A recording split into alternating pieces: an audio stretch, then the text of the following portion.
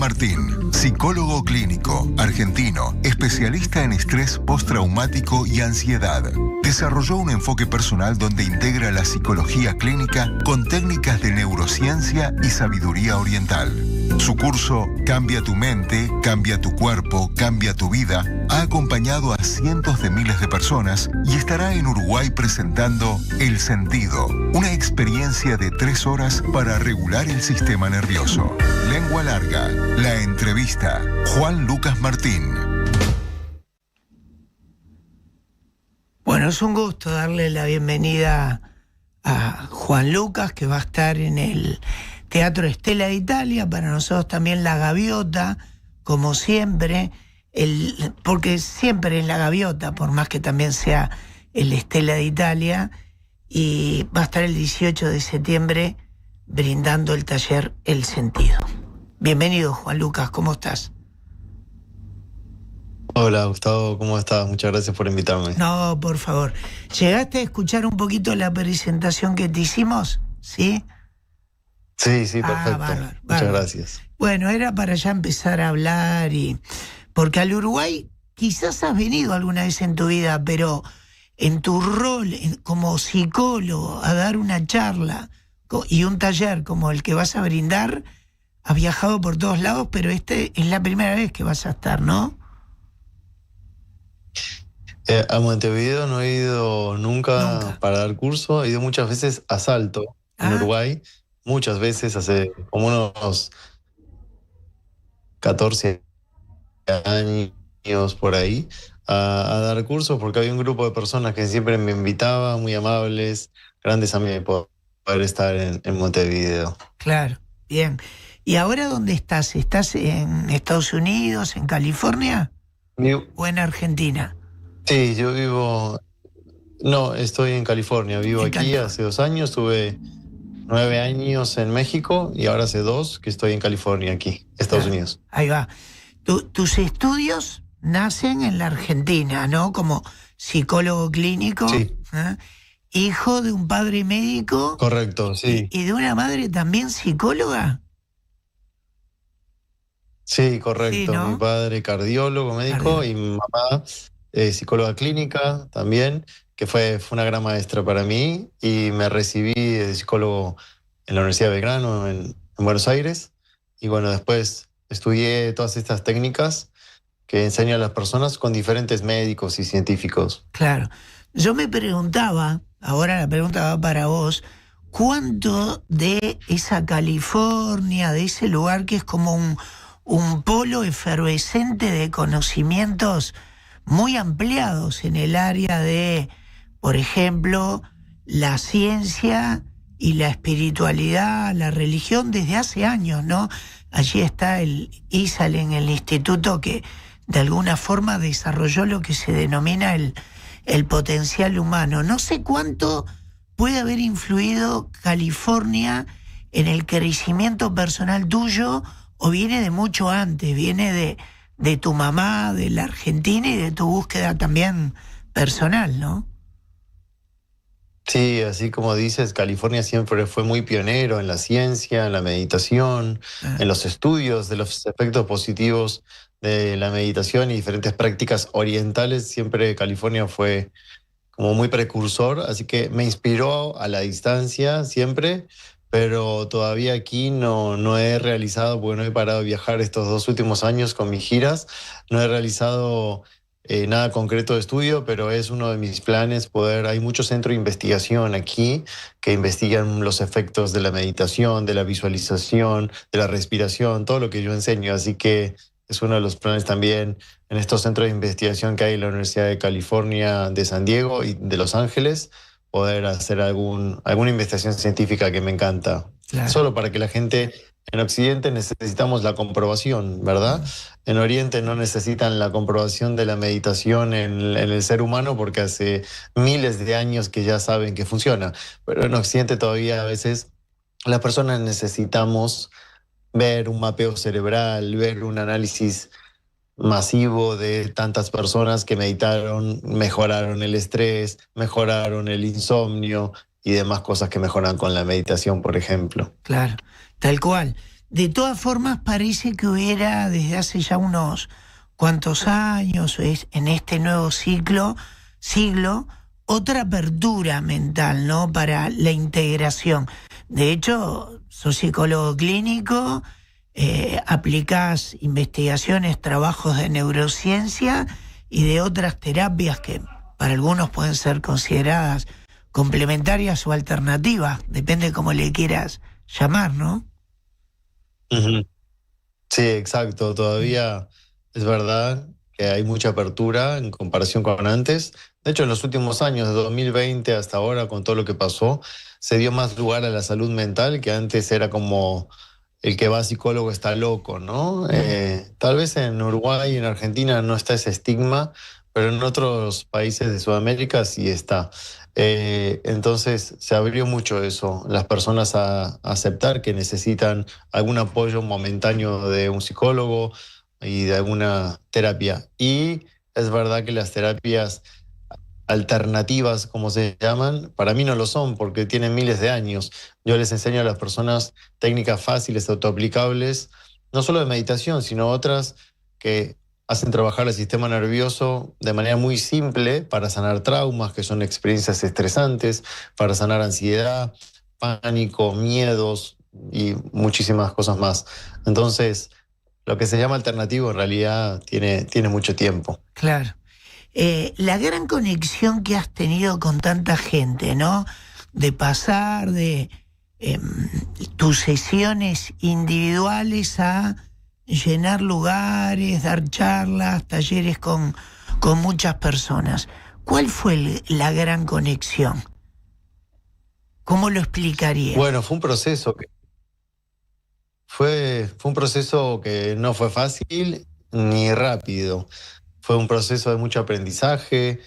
Yo sentí un llamado en mi corazón muy fuerte cuando tenía pacientes, que me iba muy bien, tenía muchísimos pacientes, pero cuando empecé a dejar el paradigma de la psicología y darle más poder a la persona, al paciente, que podía autosanarse de muchas cosas, como de miedo, de ansiedad, de experiencias dolorosas, de creencias limitantes, las podía aprender a desinstalar solo, sin necesidad de que venga terapia cada semana. Cuando empecé a ver esos resultados que había visto en mí y había comprobado que funcionaba, lo empecé a enseñar y los pacientes lo hacían. Entonces, luego sentí el llamado en mi corazón de decir, bueno, si todos pueden hacerlo con la práctica, sin que me necesiten, necesito enseñarlo esto a mucha gente.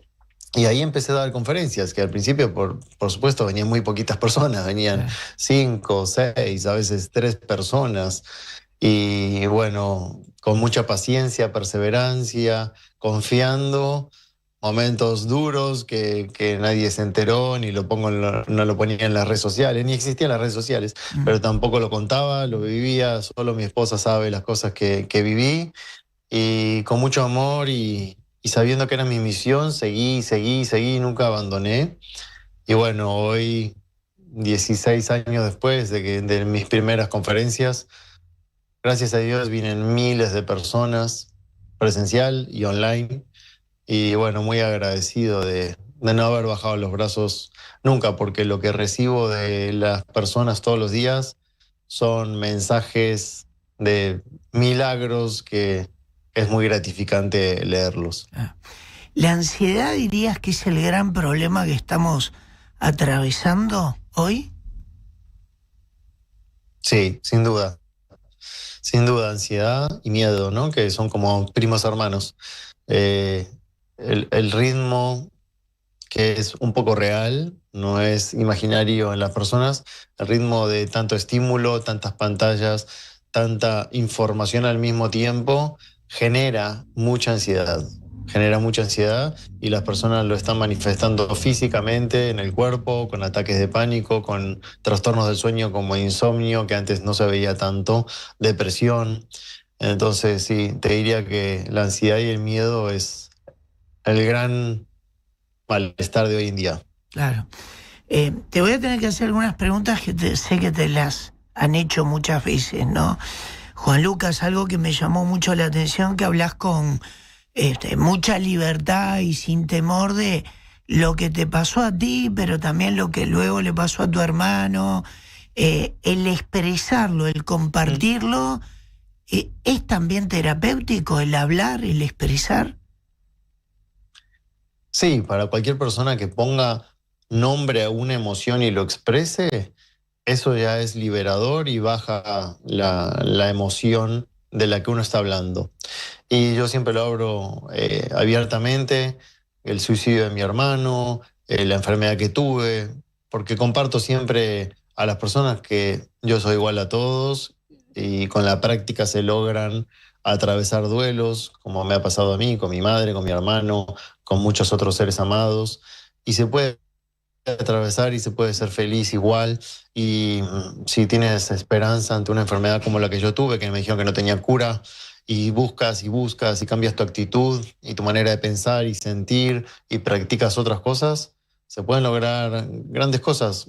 Que la palabra milagro a mí me gusta mucho porque no es una palabra religiosa, es una palabra espiritual.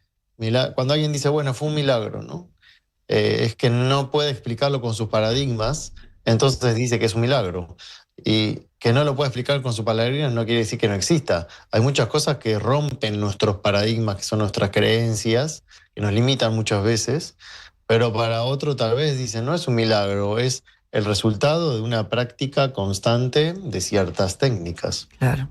Yo cuando me informé, viéndote, leyendo, que en tu enfermedad no le encontraban la vuelta desde lo técnico, teniendo un padre también médico, haciéndote estudios regularmente, que no era una hepatitis ni A ni B, y ni vamos a recorrer todo el abecedario, ¿no?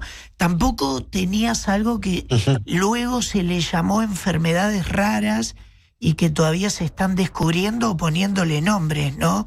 En algún momento se descubrió que tenías como una hepatitis con un parásito en el hígado, ¿puede ser? ¿Sí?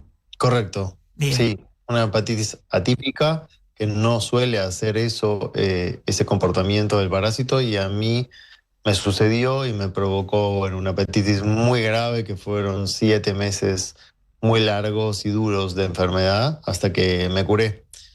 Y no hubo tratamiento ni medicación porque no lo había. Y eso fue la preocupación del momento de mi padre y todos los médicos que me veían, ¿verdad? Y me lo aclararon, ni bien se enteraron, estuve un mes sin diagnóstico. O sea, sabían que era una hepatitis, pero no sabían la causa. Y cuando la descubrieron, me dijeron, lamentablemente, sabemos la causa, pero la mala noticia es que no hay cura, no hay tratamiento ni medicación que te podamos dar. Entonces, todo fue una desesperanza total. Y bueno, ahí fue cuando empecé, no sabía nada de lo que sé hoy, por supuesto, estaba en tercer año de la carrera de psicología. Pero bueno, mi madre siempre me había enseñado, mi madre siempre fue muy de avanzada y no hacía terapia tradicional, también unía muchas cosas de terapia transpersonal, que no solo es la terapia que uno habla y habla y habla. Y ella siempre me enseñó el poder de la visualización creativa y lo empecé a practicar, visualizaba que me recuperaba, cambié mi ánimo y con la práctica empezó a mejorar mi estado de ánimo y mi energía día a día, que estaba muy débil, con mucha desesperanza, deprimido, y con la práctica de la visualización empezó a mejorar todo y bueno, mi cuerpo respondió. Hoy la epigenética explica lo que me pasó a mí. Yo en ese momento no sabía ni qué era la epigenética. Y bueno, me sané sin medicación, sin tratamiento. Y hoy entiendo que fue para poder enseñar lo que enseño y ayudar a muchas personas. Claro.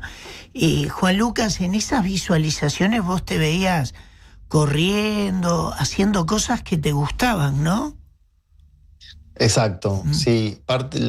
La parte central de la visualización creativa, que está muy comprobada en muchas clínicas del mundo, las mejores y universidades, la base es eso, visualizar, tener imágenes mentales, una imaginería mental con los ojos cerrados, mientras sientes que eso es real.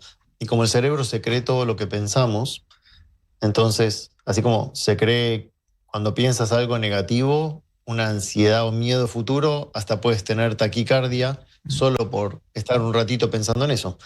Entonces se lo creyó y comenzó a bombear más sangre para correr más rápido o pelear. Se llama lucha-huida. ese poder de un pensamiento pensando en algo negativo generó que el corazón y todo el cuerpo se prepare para la emergencia. Bueno, ese poder lo tenemos también para lo bueno, para lo positivo. Entonces, si tú te visualizas sano, con la circunstancia que quieras, con abundancia económica, saliendo de tus deudas, de una enfermedad, mejorando tus relaciones personales, lo que sea, y sientes agradecimiento como si eso ya hubiese ocurrido en presente, el cerebro se lo cree, así como se cree lo negativo, también se cree lo positivo, y en vez de generar taquicardia u hormonas de estrés, genera hormonas que los científicos le dicen hormonas de felicidad, dopamina, serotonina, endorfinas, entonces antidepresivos naturales. Entonces el cuerpo también puede empezar a repararse también con una buena actitud, y con una mala actitud puede que no pueda activar esos mecanismos de reparación. Esto no quiere decir que te puedes curar de cualquier cosa visualizando, lo aclaro porque tal vez alguien está escuchando y dice, bueno, mi madre tuvo cáncer y visualizó y no se curó. No, bueno, sí, no quiere decir que todo el mundo está destinado a hacerlo. También el alma tiene una misión y algo que experimentar, y no todos se curan. Mi madre partió con cáncer y sabía hacer todo esto. Claro. Y Juan Lucas, en los talleres o en este que vas a estar brindando en Montevideo, vas a trabajar bajo la palabra el sentido. ¿Qué vas a trabajar con los que estemos ahí? En ese sentido, sí. Se los explico fácil y rápido. Se van a aprender 5 técnicas. Les voy a enseñar 5 técnicas muy fáciles para ciertos objetivos. En primer lugar, bajar el estrés, que es como hablábamos, el mal de hoy en día. Bajar el estrés, la ansiedad, el miedo, el pánico. Luego, para aliviar, otra técnica para aliviar la carga del pasado. Y eso se hace mediante técnicas de respiración y técnicas para equilibrar el sistema nervioso con técnicas muy rápidas, fáciles. Luego, compasión, que es también a través de visualización y meditación, generar esta química positiva adentro, y al cabo de 3 minutos te sientes feliz solo por haberlo hecho. Visualización. Entonces, todo eso con técnicas fáciles y autoaplicables. Quiere decir, lo aprenden ahí, sienten alivio ese mismo día y luego las saben para practicar todos los días un poco el resto de su vida. Así que son herramientas fáciles para bajar el estrés y también encontrar el sentido, por eso se llama el sentido, a lo vivido. Porque a veces alivias la emoción, pero no le encuentras sentido. Dices, ¿por qué viví eso?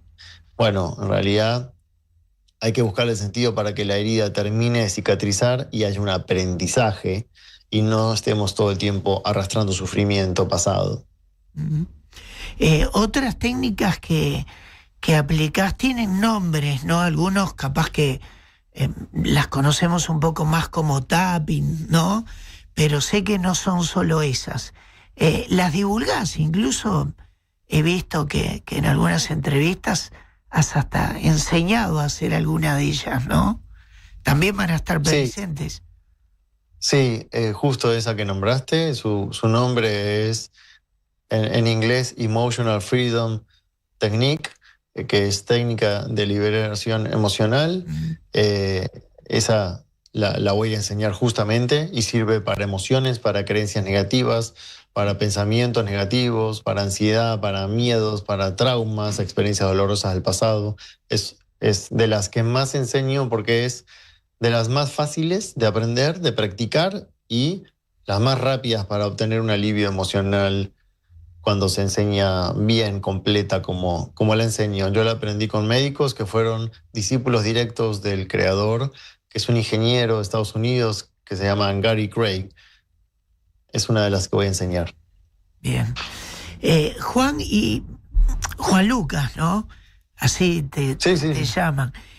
¿Vos cómo transitaste en la Argentina tu carrera de psicología en el después, cuando ya no solo eras el psicólogo clínico, sino que empezabas como a hacer ingresar el ámbito de la neurociencia, lo comportamental? Te lo pregunto porque sabemos que Argentina, y yo no tengo nada despectivo contra el psicoanálisis, al revés, creo que también sigue estando presente y han incluido muchas variaciones y desarrollo de un conocimiento para aprender a analizar. Pero también sé que es una de las cunas del mundo, la Argentina, en materia de analistas, ¿no? ¿Cómo lo atravesaste? Sí, correcto. ¿Cómo viviste con esa mochila? Te podría haber preguntado, ¿no?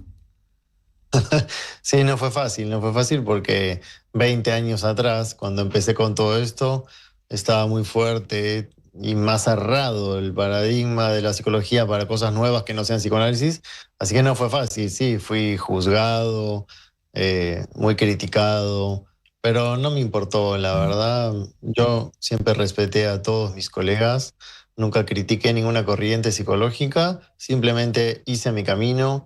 Y después de muchos años, muchos que me criticaron y me juzgaron, terminando haciendo mis cursos. Así que creo que, como todo en la vida, si uno siente en su corazón que tiene que hacer algo en su trabajo, en su actividad, en su misión, tiene que abstraerse de las opiniones de los demás, que muchas veces no es con mala intención, sino es desde el miedo, de la ignorancia, que es la ignorancia no dicha despectivamente, sino el significado de la palabra. No conozco algo, Claro. no me tomo el trabajo en averiguarlo, lo más fácil es juzgarlo. ¿Y por qué crees que hay tantos ataques de pánico en los últimos años? Bueno, el ataque de pánico es una reacción normal a una interpretación catastrófica de los síntomas que genera el miedo y la ansiedad. Para las personas que tienen ataque de pánico tienen muy sensible, como si fuera una alarma de incendio de una casa que está preparada para cuando haya mucho humo que suene la alarma. Si hay un poquito de humo porque se te quemaron las tostadas y suena todo el tiempo, cada vez que cocinas hay un poquito de humo y suena, está desregulado. Bueno, así está el sistema nervioso de alguien con pánico. Entonces, cuando piensa, a veces sin darse cuenta, está pensando que algo malo va a pasar, pensamientos catastróficos todo el tiempo, eso es ansiedad. Y eso genera, como hablábamos hace un ratito, taquicardia, mareo, sudoración, empieza a hiperventilar, que es respirar cortito y agitado por la boca. Se da cuenta que eso está pasando y dice, me voy a morir o me voy a volver loco por lo que está pasando, me va a dar un infarto por la taquicardia. Interpretar catastróficamente esos síntomas, que son naturales por haber estado pensando en negativo. En realidad nadie se muere por esa taquicardia nerviosa, ni se vuelve loco por pensar en negativo, pero interpreta catastróficamente esos síntomas y entonces empeora, más taquicardia, más sudoración, más mareo, y ahí piensa que ya no va a poder más. Ese es el ataque de pánico que muchas veces los médicos en las guardias cardiológicas reciben a pacientes así y se soluciona en el momento respirando con una bolsa de madera para que sature el oxígeno, pues un desequilibrio de anhídrido carbónico y oxígeno. Es por respirar mal por la boca. Por eso siempre la boca tiene que estar cerrada en cualquier técnica de respiración bien hecha y inhalar y exhalar por nariz. Eso hace que no hiperventiles, por lo tanto no se empeore la ansiedad, al contrario, se tranquiliza. En el curso voy a enseñar una técnica de respiración. Bien. ¿Y es importante saber la raíz de por qué surge el ataque de pánico? Sí, la raíz es muy importante. Lo que hablábamos era el momento del ataque. Después que se calma, con la respiración y las técnicas que enseño, hay que buscar la raíz, como bien decías, que casi siempre son traumas que uno no se dio cuenta ni conectó que tenía que ver esa experiencia con que ahora me quedé con miedo a que vuelva a pasar. El cerebro, cuando tiene un trauma, que es una experiencia dolorosa, y no la pudo resolver, a veces es inconsciente el recuerdo, no te lo acuerdas porque tuviste que seguir adelante como podías y se tapó.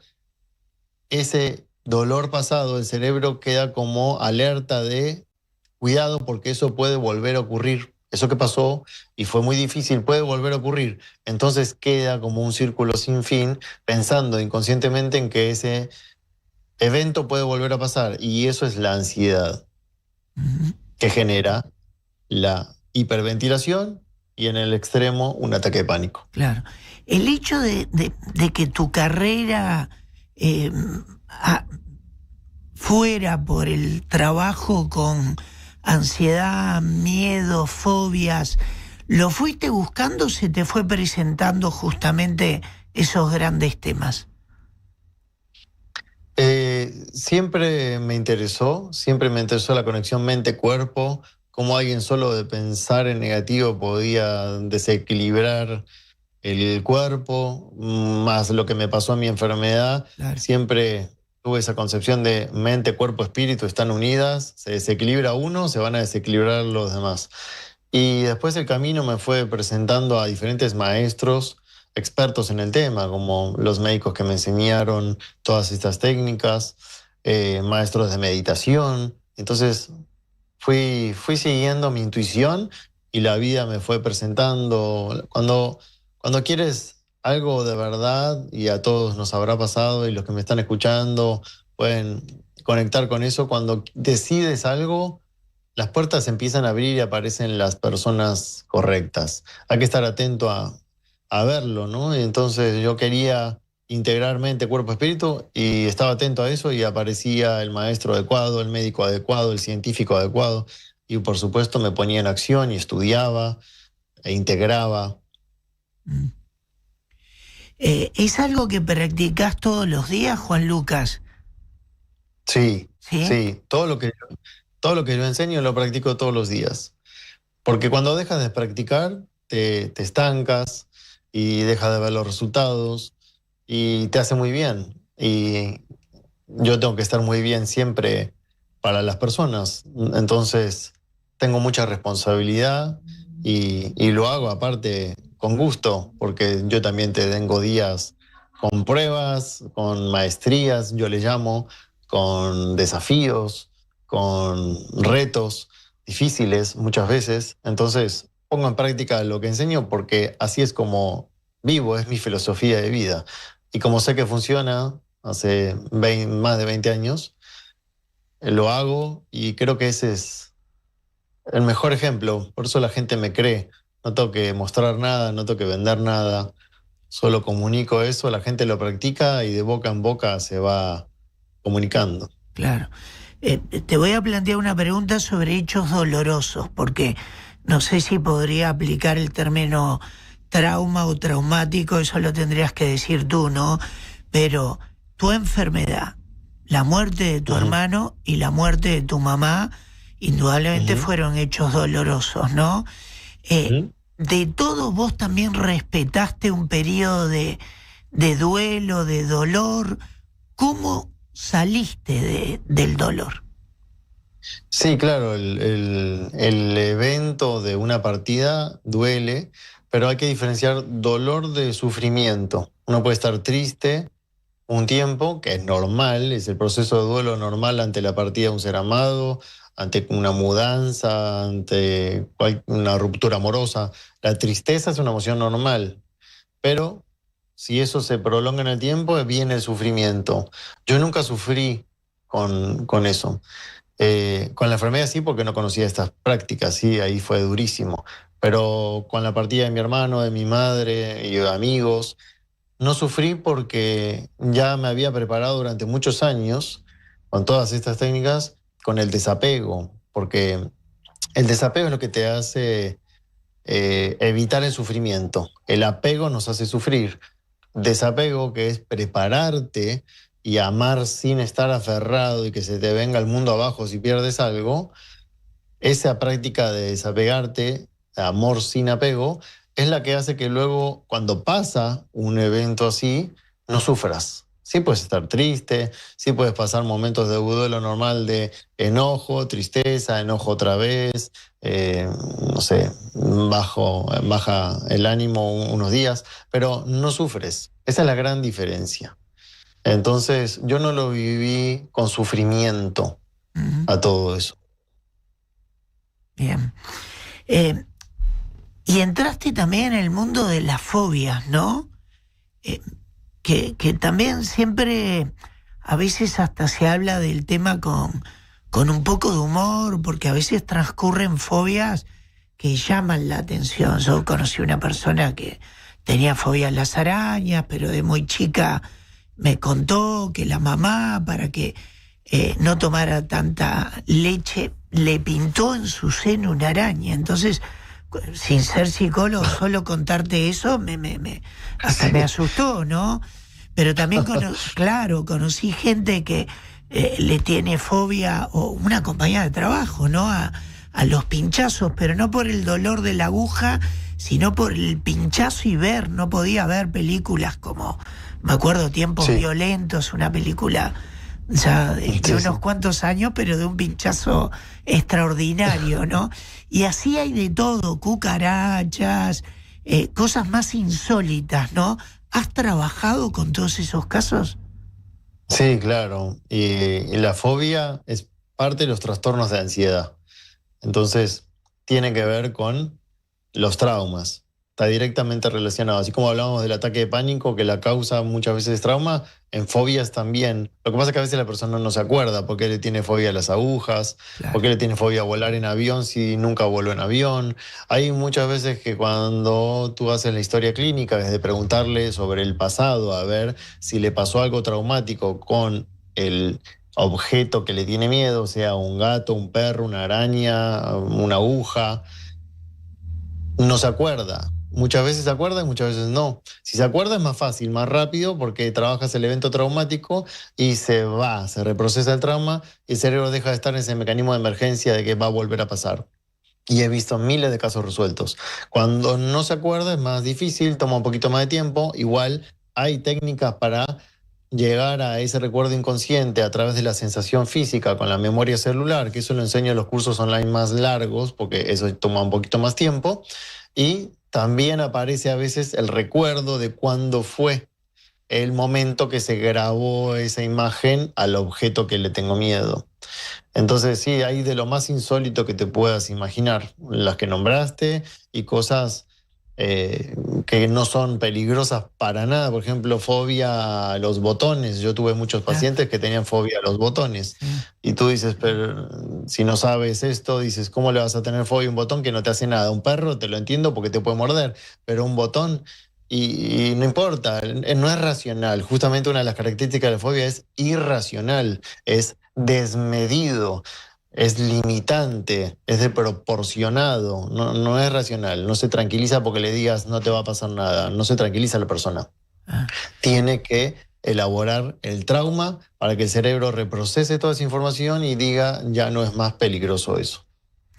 Juan Lucas, ¿y cualquier persona puede hacer tu taller? Sí, sí. Obviamente no está enfocado en niños, a partir de los 14, 15 años, acompañado por alguno de sus padres o tutores, pueden ir perfectamente. De 14 en adelante está abierto a todo el mundo, sí. Claro. ¿Y cómo manejás que puede haber algunas personas que van con una expectativa muy alta, o porque tienen una fobia o una enfermedad o ataque de pánico? Vamos a nombrar temas que habitualmente trabajás. Bueno, la expectativa es buena, siempre y cuando no caigas en la desilusión. Es esperanza de, uy, qué bueno, esto me puede ayudar.